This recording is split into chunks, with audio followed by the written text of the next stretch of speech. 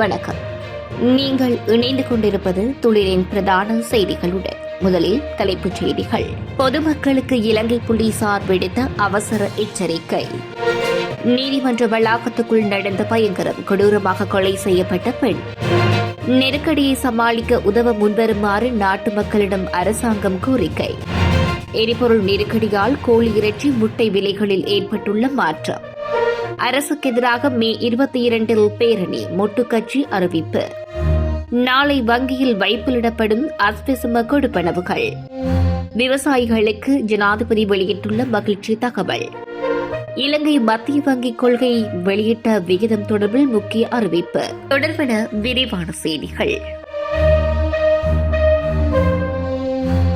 பணம், தங்கம் மற்றும் பிற மதிப்புமிக்க பொருட்கள் திருட்டு, கடத்தல் மற்றும் பலவந்தம் ஆகியவற்றின் மூலம் கொள்ளையடிக்க குற்றவாளிகள் பயன்படுத்தும் முறைகள் குறித்து மக்கள் எச்சரித்து இலங்கை போலீசார் ஒரு ஆலோசனை ஒன்றை வெளியிட்டுள்ளனர்.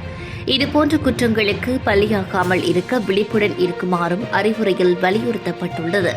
பொது பாதுகாப்பை பேணுவதற்கான தொடர்ச்சியான முயற்சிகள் இருந்தபோதிலும் அலட்சியம் அல்லது விழிப்புணர்வு இன்மை காரணமாக பல கொடுமையான சம்பவங்கள் நிகழ்ந்துள்ளதாக போலீசார் குறிப்பிட்டுள்ளனர். சமீபத்தில் கொகட்டிச்சோலையில் 2 பெண்கள் கடத்தப்பட்டு போதை மருந்து கொடுக்கப்பட்டு நகைகள் கொள்ளையடிக்கப்பட்ட சம்பவங்களில் ஒருவர் கொலை செய்யப்பட்டதும் மற்றொருவர் நூலிழையில் தப்பியதும் இதற்கு எடுத்துக்காட்டாகும். இந்த சம்பவத்தையும் அதுபோன்ற சம்பவங்களையும் பகுப்பாய்வு செய்து சம்பவங்கள் கடுமையாக இடம்பெறாமல் இருப்பதற்காக விழிப்புடன் செயற்படுமாறு போலீசார் கேட்டுக் கொண்டுள்ளனர். குற்றவாளிகள் பொது இடங்களிலோ அல்லது பொது போக்குவரத்திலோ மக்களை மிகவும் நட்பான முறையில் அணுகின்றார்கள். நம்பிக்கையை பெறுவதற்காக அவர்கள் நெருங்கிய நண்பர்கள் போல் நடிக்கின்றார்கள். இனிப்பு, பிற உணவுகள், பானங்கள் அல்லது போதை தரும் பொருட்களை கலந்து தண்ணீரில் கொடுக்கின்றார்கள்.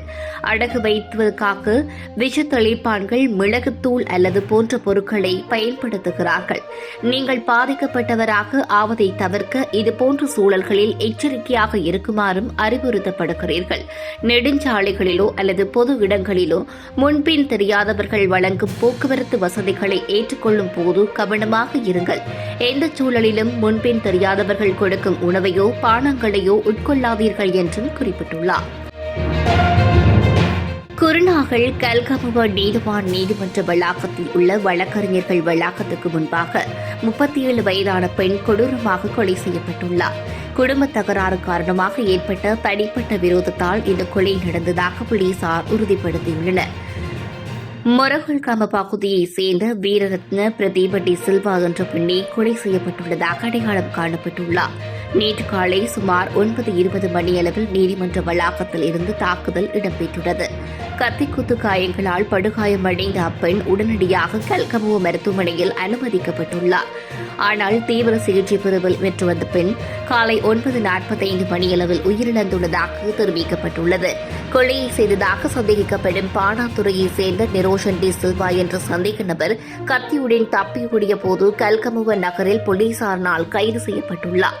கொலை செய்யப்பட்ட பெண்ணுக்கும் சந்தேக நபருக்கும் சில காலத்துக்கு முன்பு திருமணம் இடம்பெற்றதாக போலீஸ் விசாரணையில் தெரியவந்துள்ளது.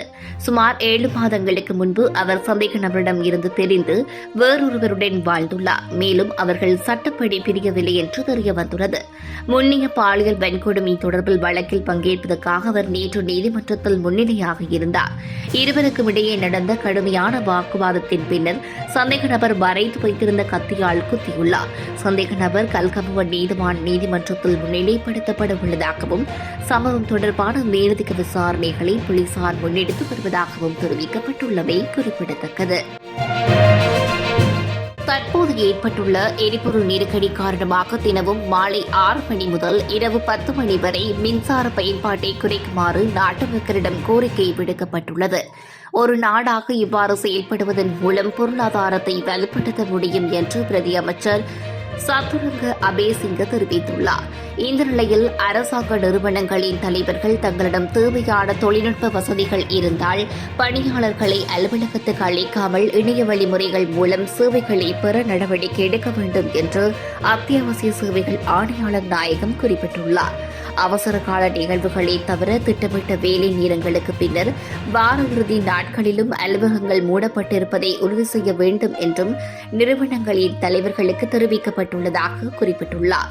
தற்போது எரிபொருள் இருப்புகளை சிக்கனமாக பயன்படுத்துவதற்கும் அத்தியாவசிய சேவைகளை தடையின்றி பராமரிப்பதற்கும் தொடர்ச்சியான வழிகாட்டுதல்களை வழங்குவதன் மூலம் கோரிக்கை விடுக்கப்பட்டுள்ளதாக தெரிவித்துள்ளார். எரிபொருள் விலை உயர்வால் ஒரு முட்டையின் விலை 40 ரூபாவாகவும் தோலுடன் கூடிய 1 கிலோ இறைச்சியின் விலை 100 ரூபாவினாலும் அதிகரிக்கப்பட்டுள்ளது. சிறிய முட்டையின் விலை 37 ரூபாவாகவும் நடுத்தர முட்டையின் விலை 39 ரூபாவாகவும் பெரிய சிவப்பு முட்டையின் விலை 41 ரூபாவாகவும் விலை உயர்வடைந்துள்ளது. எரிபொருள் விலை உயர்வு மற்றும் எரிவாயு விலை உயர்வு ஆகியவை கோழி வளர்ப்பு நடவடிக்கைகளை கடுமையாக பாதித்துள்ளதாக இலங்கை கால்நடை உற்பத்தியாளர்கள் சங்கத்தின் தலைவர் அஜித் எச் குணசேகர தெரிவித்துள்ளார். கோழி பண்ணைகளில் இளம் கோழி குஞ்சுகளை வெப்பநிலையில் வைத்திருக்க எரிவாயு பயன்படுத்தப்படுகிறது. ஆனால் எரிபொருள் விலை உயர்வு கோழி வளர்ப்பு தொழிலை வழக்கத்துக்கு மாறாக பாதித்துள்ளதாக அவர் சுட்டிக்காட்டியுள்ளார். கோழி பண்ணைகளில் இருந்து தோலுடன் கூடிய கோழி இறைச்சி சந்தைக்கு வெளியிடப்படுகிறது. தற்போது 1 கிலோ கோழி இறைச்சியின் விலை 1200 முதல் 1250 ரூபாய் வரை விற்பனை செய்யப்படுகின்றது. நாளாந்தம் சுமார் 700 மெட்ரிக் டன் தோலுடன் கூடிய கோழி இறைச்சி சந்தைக்கு வெளியிடப்படுகிறது. ஒரு மாதத்துக்கு கோழி இறைச்சியின் தேவை 22,000 மெட்ரிக் டன்களாகும் என்றும் தெரிவிக்கப்பட்டுள்ளமை குறிப்பிடத்தக்கது. தற்போதைய அரசாங்கத்தின் மக்கள் விரோத செயற்பாடுகளுக்கு எதிராக எதிர்வரும் மே மாதம் 22ஆம் தேதி கொழும்பில் மாபெரும் எதிர்ப்பு பேரணி ஒன்றை முன்னெடுக்க திட்டமிட்டுள்ளோம் என்று முன்னாள் ஆளுநர் லக்ஷ்மன் யாப்பா அபேவர்தன குறிப்பிட்டுள்ளார். ஸ்ரீலங்கா பொதுஜன பெரமுனவின் கட்சி தலைமையகத்தில் நேற்று நடைபெற்ற ஊடகவியலாளர் சந்திப்பில் கலந்து கொண்டு கருத்துரைக்கும் போதே அவர் இதனை குறிப்பிட்டுள்ளார். மேலும் தெரிவித்த அவர், இம்முறை மே மாதம் 1ஆம் தேதி வெசாக் தினமாக அமைவதால் ஸ்ரீலங்கா பொதுஜன பெரமுன இம்முறை மே தின ஊர்வலங்களை நடத்தப் போவதில்லை. அதற்கு பதிலாக உழைக்கும் தொழிலாளர் வர்க்கத்தினருக்கு ஆசிர்வாதம் வேண்டி நாடு தழுவிய ரீதியில் விசேட ஆசிர்வாத பூஜைகளை நடத்துவதற்கு தீர்மானித்துள்ளோம். இருப்பினும் தற்போதைய அரசாங்கத்தின் மக்கள் விரோத போக்கு மற்றும் முறையற்ற நிர்வாகத்தினால் மக்கள் கடும் பாதிப்புகளை எதிர்கொண்டு வருகின்றனர். இதற்கு எதிர்ப்பு தெரிவிக்கும் வகையில் மே மாதம் 22ஆம் தேதி கொழும்பில் மாபெரும் மக்கள் போராட்டத்தை நாங்கள் முன்னெடுப்போம். இந்த அரசாங்கத்திற்கு வாக்களித்த மக்கள் இன்று தமது தீர்மானத்திற்கு பெரிதாக வருந்தும் நிலைக்கு தள்ளப்பட்டுள்ளதாகவும் குறிப்பிட்டுள்ளார். சிரேஷ்ட பிரஜைகளுக்கு மாற்று மாத கொடுப்பனவு குறித்து நலன்புரி நன்மைகள் சபை அறிவிப்பு வெளியிட்டுள்ளது. அதன்படி இதனுடன் தொடர்புடைய கொடுப்பனவுகள் மார்ச் 26ஆம் தேதி வழங்கப்பட திட்டமிடப்பட்டுள்ளதாக நலன்புரி நன்மைகள் சபை குறிப்பிட்டுள்ளது. இதன் மூலம் 70 வயதுக்கு மேற்பட்ட 6,22,462 சிரேஷ்ட பிரஜைகளுக்கு இந்த கொடுப்பனவுகள் வழங்கப்பட உள்ளது. இதற்காக மொத்தம் 3.1 பில்லியன் ரூபாய் ஒதுக்கப்பட்டுள்ளதாக தெரிவிக்கப்பட்டுள்ளது. நாட்டின் உணவு பாதுகாப்பை உறுதிப்படுத்தும் நோக்கில் 2026 யாழ பருவத்தில் உரக்கையிருப்பின் தடையின்றி பேணுவதற்கு ஜனாதிபதி அனுரகுமார் திசாநாயக்க அதிகாரிகளுக்கு பணிப்புரை விடுத்துள்ளார். ஜனாதிபதி செயலகத்தில் நேற்று நடைபெற்ற கலந்துரையாடலின் போதே ஜனாதிபதி இதனை குறிப்பிட்டுள்ளார். இந்நிலையில் மத்திய கிழக்கு பதற்றங்களால் உலகளாவிய விநியோக சங்கிலியில் பாதிப்புகள் ஏற்பட்டுள்ள நிலையில் நெல் மற்றும் ஏனைய பயிர்களுக்கு தேவையான உரத்தை தட்டுப்பாடின்றி வழங்க அவர் உத்தரவிட்டுள்ளார். அத்துடன் 2026 யாழ பருவத்தில் சுமார் 5,50,000 ஹெக்டேர் நிலப்பரப்பில் நெற்செய்கை எதிர்பார்க்கப்படுகின்றது. இதற்கு தேவையான 1,25,000 மெட்ரிக் டன் யூரியா உரத்தை பெற்றுக்கொள்ள திட்டமிடப்பட்டுள்ளது. தற்போது நிறுவனங்களிடம் சுமார் 68,000 மெட்ரிக் டன் யூரியா கையிருப்பில் உள்ளதாகவும் குறிப்பிட்டுள்ளமை குறிப்பிடத்தக்கது. இலங்கை மத்திய வங்கி நேற்று நடைபெற்ற சமீபத்திய பணவியல் கொள்கை சபை கூட்டத்தில் தொடர்ந்து இரவு நேர கொள்கை வட்டி விகிதத்தை தற்போது 7.75% பராமரிக்க முடிவு செய்துள்ளது.